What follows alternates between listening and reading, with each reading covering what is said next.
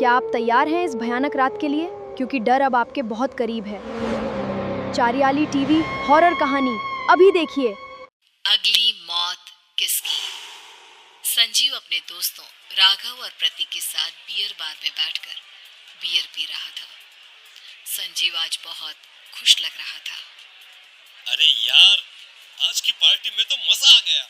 तुम दोनों दोस्तों के साथ तो मेरी जिंदगी इतनी अच्छी है कि क्या बताऊं कितनी अच्छी है। अरे भाई, अब दोस्ती की है तो जीना मरना सब साथ में। हाँ, अरे अरे यार सुनो, जल्दी से एक बियर और ऑर्डर करते हैं ना, एक आखिरी, और उसके बाद ये जश्न यही खत्म हो जाएगा। अरे हाँ हाँ, क्यों नहीं। वेटर, जल्दी से 2 बियर की बोतल लेकर आओ। आज मेरे दोस्तों को जश्न मनाना है, क्यों? इतने में वहां पर एक बहुत सुंदर लड़की छोटे छोटे कपड़े पहनकर हाथ में बियर की बोतल लेकर उसके पास आती है। ये लीजिए, आपने बियर ऑर्डर की थी ना, मैं लेकर आ गई। क्या बात है यार, इस बार की वेटर तो बड़ी सुंदर है। अब बियर लेकर आई हो तो अपने हाथों से ही पिला दो ना। हाँ हाँ, क्यों नहीं, जैसा आप बोलोगे मैं वैसा ही करूंगी। क्या बात है यार, अब तो लगता है रोज यही आना पड़ेगा। उसके बाद वो लड़की उन तीनों को बियर सर्व कर देती है। पार्टी करने के बाद वो तीनों अपने अपने घर जाते हैं। प्रतीक संजीव और राघव को उनके घर छोड़कर जैसे ही अकेला अपनी कार में आकर बैठता है तो अचानक उसे एहसास होता है जैसे उसकी कार की पीछे वाली सीट पर कोई बैठा हुआ है। वो तुरंत पीछे मुड़कर देखता है। तुम यहाँ क्या कर रही हो? और तुम मेरी कार में कब आई? अरे तुम तो बार में वेटर थी ना। बस ऐसे ही मेरा दिल कर रहा था आपके साथ आपके घर चलने का, इसलिए मैं आपके साथ चली आई। अरे लेकिन तुम मेरी कार में आई कब? अभी कुछ देर पहले तो यहाँ पर मेरे दोस्त बैठे हुए थे। प्रतीक के इतना बोलते ही उस लड़के का चेहरा खतरनाक तरीके से बदल जाता है। उसकी आंखें पत्थर की तरह सफेद और पूरे शरीर पर नीली नीली नसें उभर आती है। गाड़ी चलाओ, पूरी स्पीड में चलाओ, और अगर तुमने गाड़ी रोकने की कोशिश भी की तो मुझसे बुरा कोई नहीं होगा। डर की वजह से प्रतीक के पसीने छूटने लगते हैं। उसका शरीर बुरी तरह से कांप रहा था।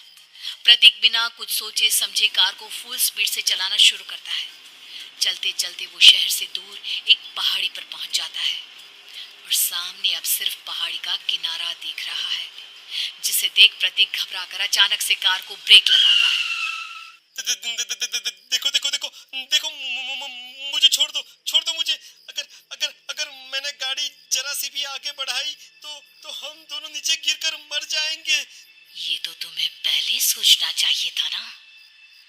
अब कुछ नहीं हो सकता।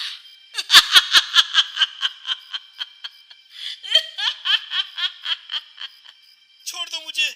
नहीं नहीं, प्लीज मुझे छोड़ दो। प्लीज प्लीज मुझे जाने दो, छोड़ दो मुझे। गाड़ी आगे बढ़ाओ। और तभी अचानक से बिना प्रतीक के स्टार्ट किए उनकी कार आगे बढ़ती है और गहरी खाई में गिर जाती है। उसके चीखने की आवाजें चारों तरफ सुनाई देती है।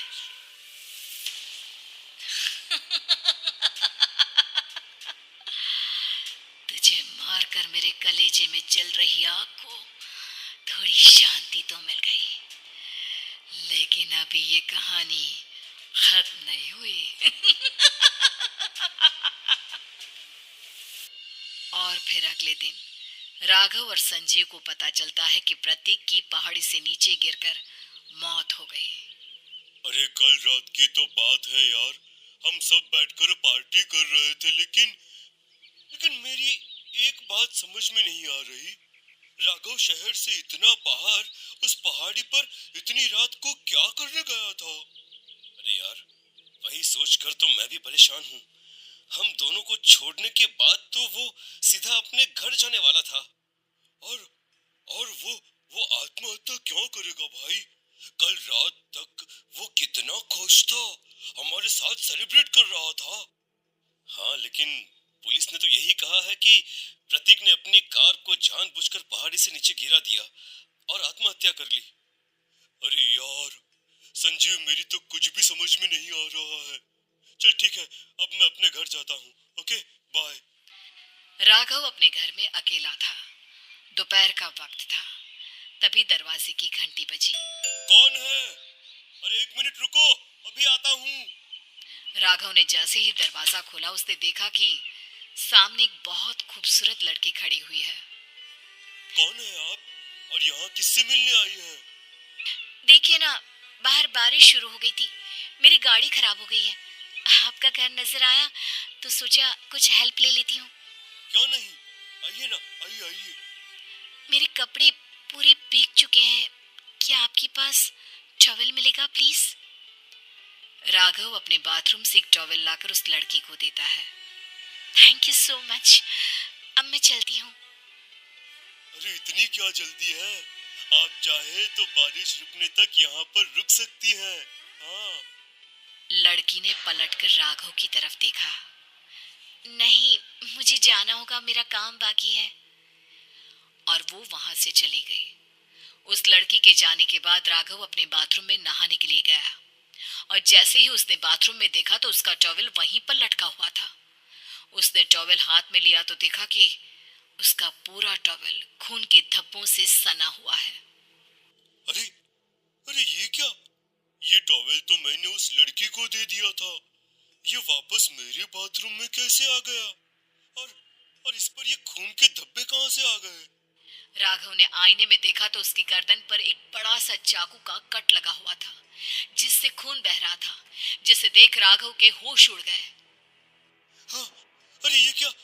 मेरी गर्दन इतनी ज्यादा कटी हुई है और मुझे दर्द भी नहीं हो रहा है। ये क्या हो रहा है मेरे साथ? राघव घबराकर बाथरूम से बाहर आया और अपना मोबाइल उठाकर उसने संजीव को फोन लगाया। संजीव जल्दी से मेरे पास आ जाओ। मुझे लगता है कुछ बहुत बड़ी गड़बड़ है, जल्दी आ जाओ।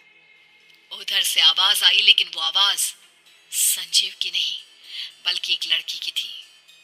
कुछ अजीब नहीं हुआ है, बस तुम्हारी मौत तुमसे मिलने आई थी और तुम्हें मारकर चली गई।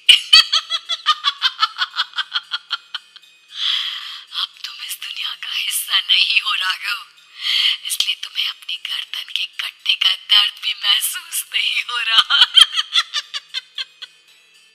नहीं, ऐसा नहीं हो सकता, ऐसा नहीं हो सकता।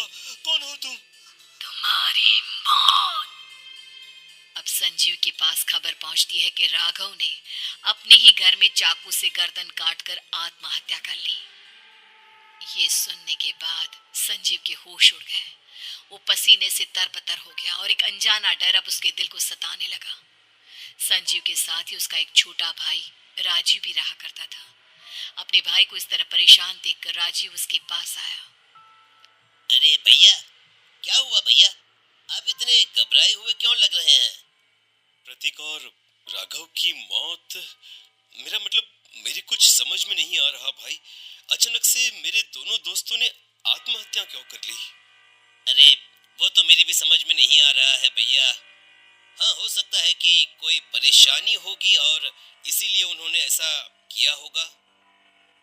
हाँ, लेकिन दोनों की जिंदगी में एक साथ परेशानी और दोनों का इतनी खतरनाक तरीके से आत्महत्या करना, कहीं ऐसा तो नहीं मैं भी मर जाऊंगा? अरे आप ऐसी बातें क्यों कर रहे हैं भैया? वैसे ही मैं इतना परेशान हूँ। जब से अंजलि ने मेरा साथ छोड़ा है तब से सब कुछ बहुत अजीब सा हो गया है। रोज रात को डरावने सपने आते हैं। ऐसा लगता है जैसे अंजलि बार बार मेरे सपनों में आकर मुझे डराने की कोशिश करती है। अंजलि का नाम सुनते ही संजीव की आंखें फट गई और उसके गले में आवाज अटक गई। उसके चेहरे पर घबराहट साफ नजर आ रही थी। कौन थी वो लड़की जिसने प्रतीक और राघव को आत्महत्या की आड़ में मौत की घाट उतार दिया? और कौन थी अंजलि जो बार बार राजीव के सपनों में आकर उसे डरा रही थी?